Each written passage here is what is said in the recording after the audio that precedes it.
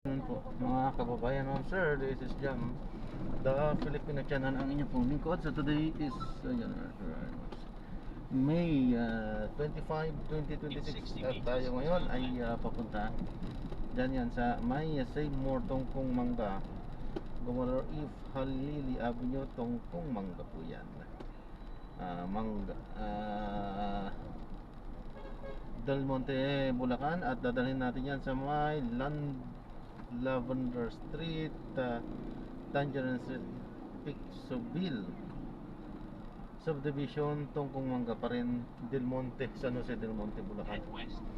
Okay, magbabalik po tayo mamaya kasi po pag nakuha na po natin sila. Disclaimer naman po, ang content po natin ay kalsada at hindi ang passenger. Kaya naman, sakali man po na may marinig kayo mga pangalan ng lugar, pangalan ng tao, pangalan ng organizations, government o private man yan, ay wala pong kinalaman ng channel na ito at wala pong pinapatungkulan. Lahat po na ang pinag-uusapan dito ay pawang dito lamang po yan sa loob at wala pong pinapatungkulan sa labas. Magbabalik po tayo mamaya kasi po pag nakuha na po natin. You have arrived at your destination.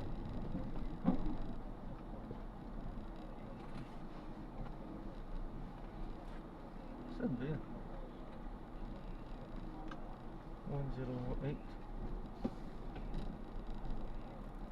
Save More.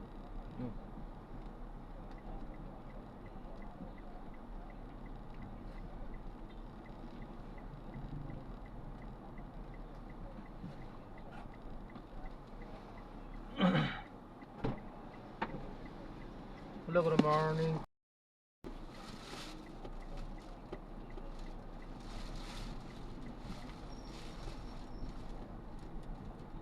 Arriving in 6 minutes at 1:14 p.m.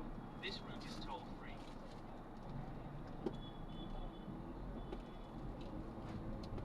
In 200 meters, make a sharp left onto Mahogany Street. Isang uri ng service ng kopya ng dokumento. Okay?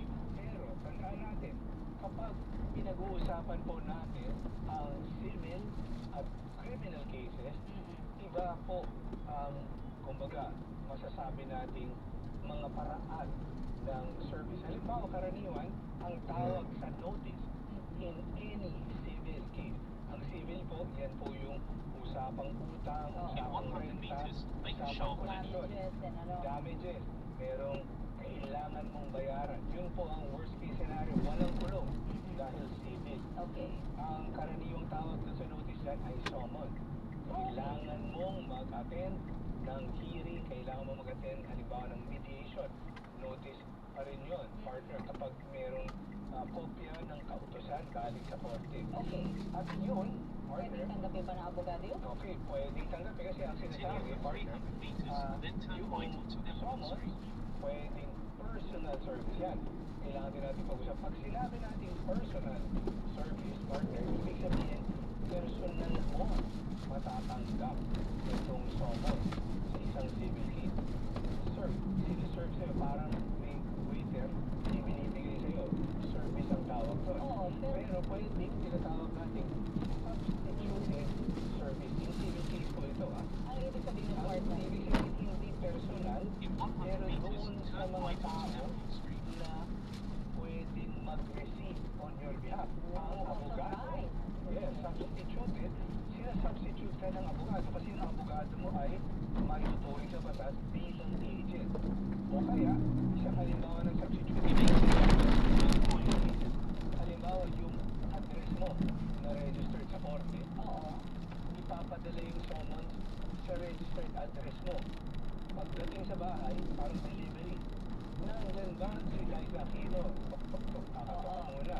Doorbell, di ba? Oo. May iba ko naninira ng punto ba? That's another issue. Kunwari, ganyan. Okay, notice o. So, sino po? Andiyan po ba si Miss Liza Aquino? Wala po. Sino po kayo? Ako yung Asawa, anak. asawa, anak, meters, kasambahay, turn sino left naman? and continue on Elmwood. Dahil ito ay legal na dokumento, dapat naunawaan nung tatanggap na ito ay mahalaga, hindi parang, In okay. 80 meters, turn left and continue on Dapat St. i-explain yun. Trabaho ng Yes, partner. magpapagawa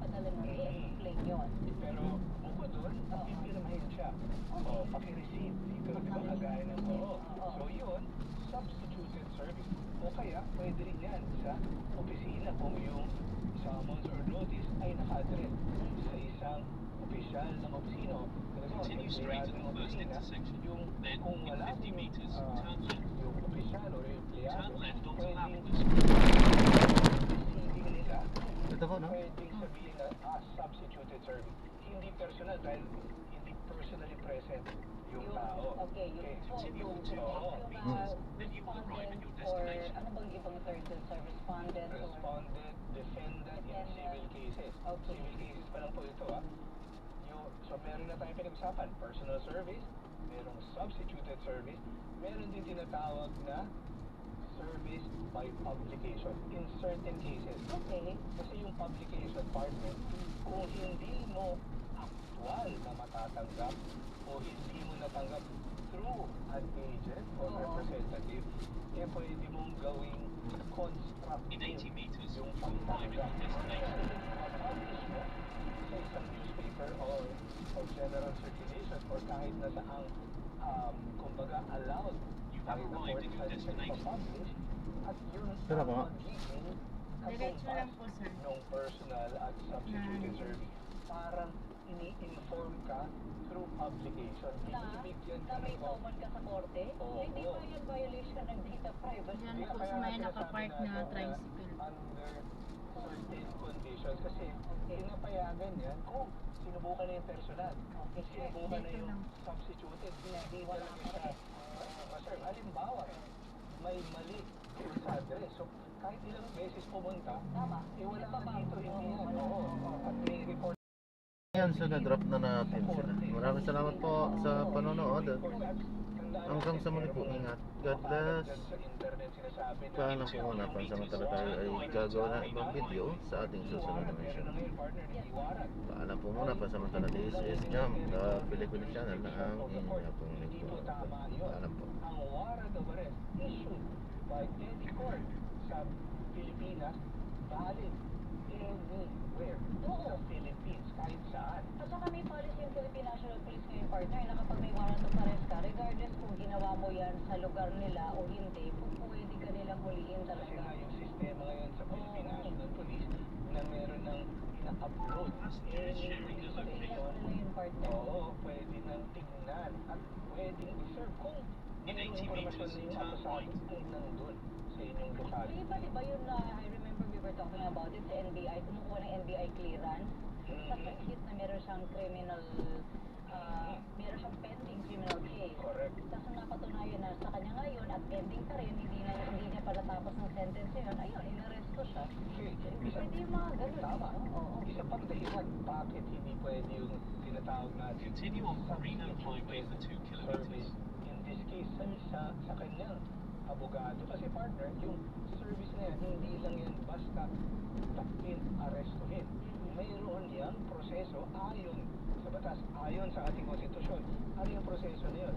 Bago ka takpin, una, titiyakin na ikaw ba talaga? Si Liza Aquino? Medyo kamukha mo, ikaw ba? Ah, Head south on Carino Highway. Medyo lang. oo. Depende sa gising. Okay, so ikaw nga, Liza Aquino. So Liza Aquino, meron ako warrant for your arrest. You have the right To remain yan, yung tinatawag natin Miranda rights. rights of the accused, Continue right on to Carino remain Highway silent, for 1 right to kilometer. attorney, right to, etc. Hindi mo pwedeng sabihin sa abogado, yung kliyente mo, yung right to remain. So, kaya hindi pwede yung sinasabi na isa-serve. At most, pwede bigyan ng kopya yung abogado, pero hindi yung may tuturing na service, warrant of arrest. Okay, para lang makita po tayo dito, no? So, ito po ay sa lahat ng klase po ng warrant of arrest. Regardless po kung ito po ay minor offense, minor criminal case, na parang, ako na lang ang tatanggap na arrest warrant kasi available naman ito yung galit dito ng gato. Sa akin na lang, bawal gawin yun ng abogado. Kailangan yung akusado ang dapat matanggap ng papel. Okay, gusto ko tutusin yung hindi bawal, pero pag sinabi natin personal service, personal talaga. Saan pa natin yan makikita, partner? Ito, sandali, bago natin ituloy ang ating talakayan, meron tayo nagmamadaling balita.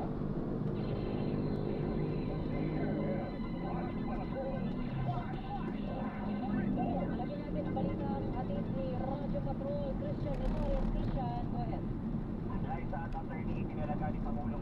Marcos University, dating Senador Francis Tolentino bilang Acting Secretary ng Department of Labor and Employment. Ito ang pinapirma ng Malacanang ngayong araw.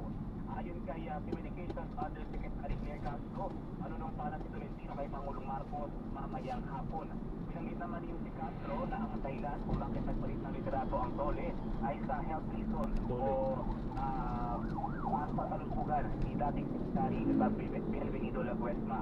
Hindi pa masabi ng Malacanang kung itatalaga ng Pangulong Laguesma sa ibang posisyon dahil nakadepende raw ito kung kakayanin pa ng kanyang kalusugan. Abang nakaragdagan detalye sa balita maya lamang dito sa DJ Radio Patrol sa taas DCMM sa radyo. At yan ang balitang kumpirmado. Sigurado, ito ang Radio Patrol. Christian Yusores, DCMM. Maraming salamat, Christian Yusores.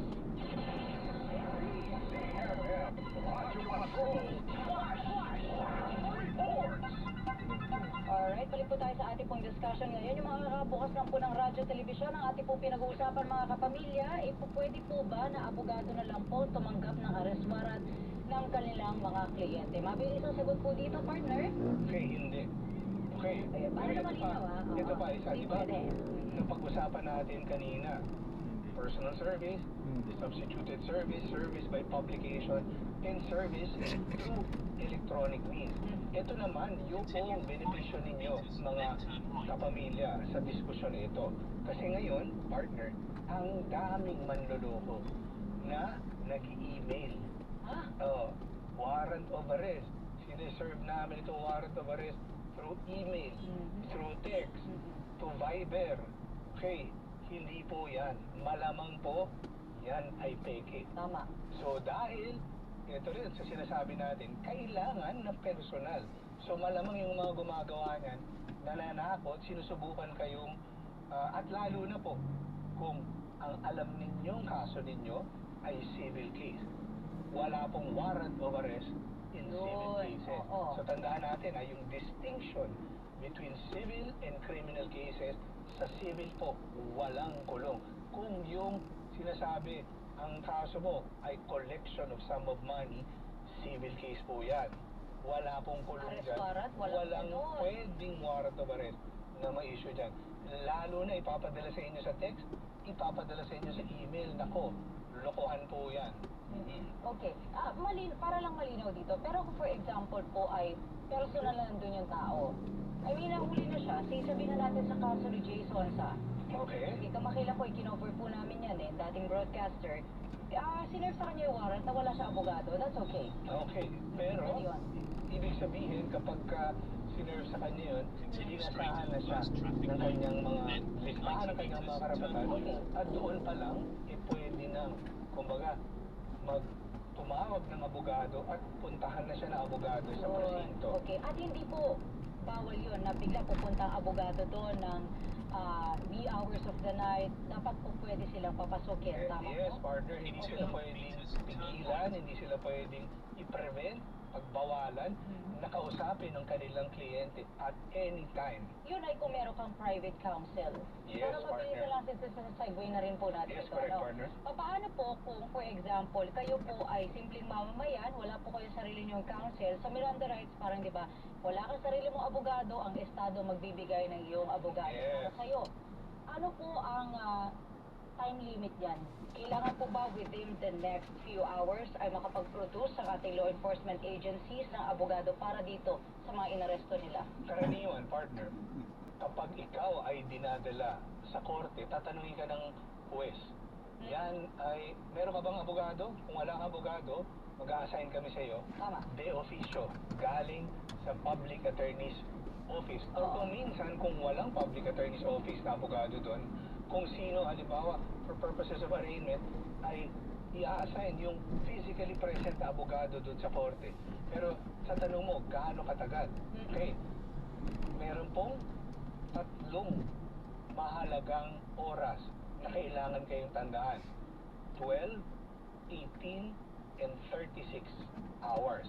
For light offenses, dapat within 12 hours na kayo ay inaresto, madala na kayo sa either, kasi partner, itong mga mga oras na ito, kasama ito sa tinatawag nating rights of the accused due process para maiwasan yung pag-aresto, unang-una ng walang batayan.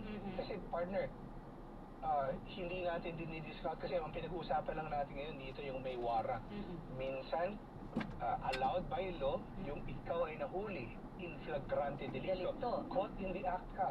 So yan, applicable din yung 12 hours for light offenses, 18 hours for correctional penalties. Correctional, yung imposable penalty ay halimbawa, sinasabi natin 6 months and up to 6 years.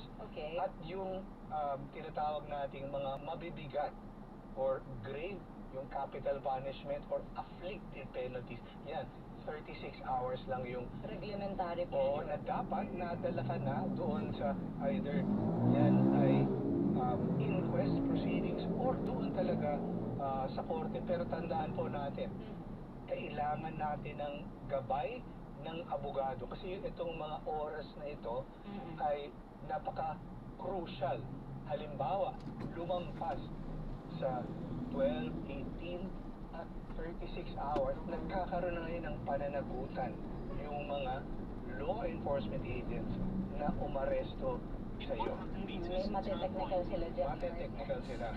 Oo, sayang kanilang pagod sa pag-intel at operasyon para mahuli itong mga tao. But anyway, sa ngayon partner, ay magbibigay daan po muna tayo sa ilang mga Yes, paalala. partner, kasi meron mahaba dito na titignan ko kung pwede nating sagutin ito o baka pagyayahan na lang natin siyang tumawag. Mag-live call. And speaking of tawag, kung kayo po may mga nais po ipahabol ng katanungan sa aming programa, ang aming pong hotline bukas na para sa inyo, 0919-278-3000. Huwag po kayo bibigay mga kapamilya, magbabalik ang live. Attorney, basta mataas.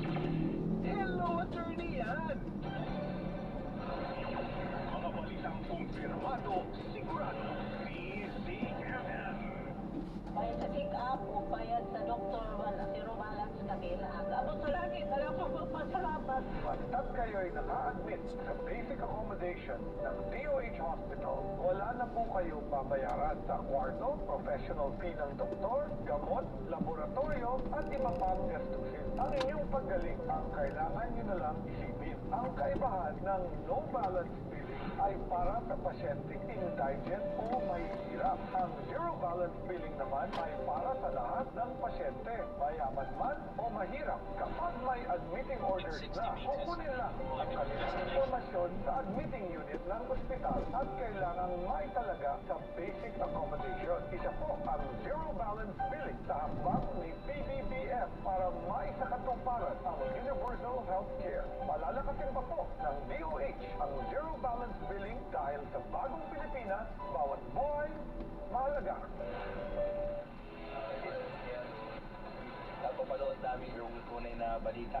Hindi sa lahat, walang fake. Hindi na balita. EMM, Radio Patrol 630. Una sa balita, una sa public service. Good morning, my dear plants. Didiligan ko kayo. Bakit di kayo matuyuan? Kasi, sorry, di kita nakita. Nadiligan ka tuloy. Good eyesight makes perfect helmets for expert eye care, state-of-the-art facilities, affordable eyewear. Go to EO. EO, love your eyes. For liver health, level up na. Liberate Pro, si Limarina Multivitamin Spa. Ang Liberate Pro ay hepatic protector which may help sa kalusugan ng atay kasama ng proper diet at exercise. Maaari din makatulong ang Liberate Pro sa treatment ng chronic inflammatory conditions tulad ng fatty liver. Liver up na! Liberate Pro! Silmarine Plus multivitamins is the generic name of Liberate Pro. If symptoms persist, consult your doctor. May Silimarin, may multivitamins pa. Yan ang Liberate Pro. Tulong sa pangangailangan ng atay. Liver up na tayo with Liberate Pro. Napapalood namin yung tunay na balita. Hindi sa lahat, walang fake. Hindi na balita. EMM, Radio Patrol 630. Una sa balita, una sa public service.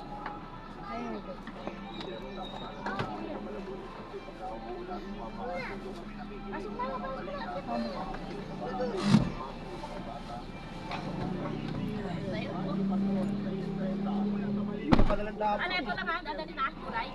Yung mga pinamili ko lang kanina. Yung karne si Terence na bahala magdala nun. Hello, attorney yan! Nagbabalik po ang tambalan ng Aquino del Prado. Tataga po tayo ng isang report. Ay, ma'am. At yan po, Huwag na lang ihahatid dapat natin ni Radyo niya. Patrol Robert Mano. Ano, Robert, kayaan magandang lang, oh. hapon. Hello. Okay, habang Magandang hapon, Atty. Arriving in 6 Walang minutes at panibagong 1:35 bulita sa liderato ng This Senado. route is Inamin ni toll. Senator Rizal Severos na hanggang sa mga sandaling ito, hindi pa nadaragdagan ang kasapi ang kinabibilangan niya ng Senate Minority Bill at status ko pa rin. In 20 O nagkikita pa rin meters, sila turn sa left Binoria na onto tinagurian Green nilang solid block 11. Habang labing tatlo naman ang kasapi ng Make a majority short block. left onto Carino Para Highway. mapawi nilang liderato ng Senado, kailangan nilang madagdagan ng miyembro at upabot sa 13 ay Quintiveros. Solido sila sa Minoria sa pagtutulak kay Senator Sherwin Gatchalian para maging Senate President kapalit si Senate Continue President 300 Alan Peter meters, Cayetano. then turn left Hindi nila onto kinukonsidera o na pag-usapan kanya na si Senator Chisa Escudero naman para sa nasabing posisyon.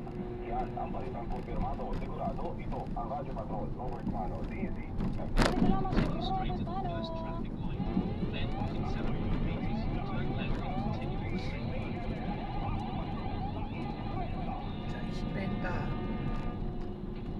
nagbabalik po ang tambalan ng Aquino del Prado. Meron kang tanong, partner, kanina? From our, Ah, wait, teka.